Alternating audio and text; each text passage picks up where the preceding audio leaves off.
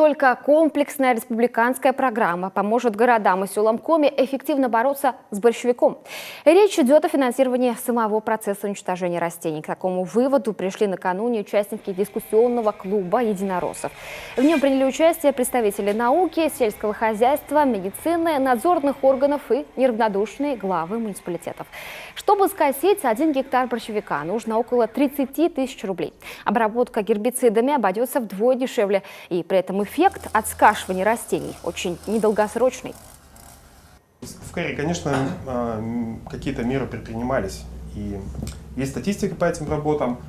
С 2013 по 2017, ну, тут вы на слайде уже видите, пытались порядка 86 гектар зарослей брать, ликвидировать. Потратили около 3 миллионов рублей на это.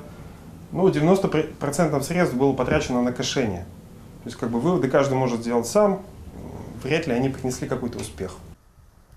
А вот сельхозугодьям, как выяснилось, растения угрожают не так уж сильно. Если землю перепахать и засадить другими культурами, борщевик исчезнет сам. В Визинге распахали целое поле, посадили картофель, ну были там в первый год единичные растения борщевика. И все, на следующий год еще раз перепахали, посеяли многолетние травы. Урожайности? Вот только борщевика по неудобьям, по окраинам полей, по каналам. Сегодня вот мы эту еще работу как бы не проводим. Результат от химической обработки весьма эффективен, но применимы гербициды далеко не везде. На территориях с водоемами, к примеру, пользоваться ими запрещено, как и на многих городских площадках, школах, детских садах. Там метод борьбы нужен другой. Результативно оказалось проверенное на одном из детских учреждений укрывание почвы геополотном и полиэтиленовой пленкой. Уже через сезон территорию можно засыпать землей и засеивать газоной и травой.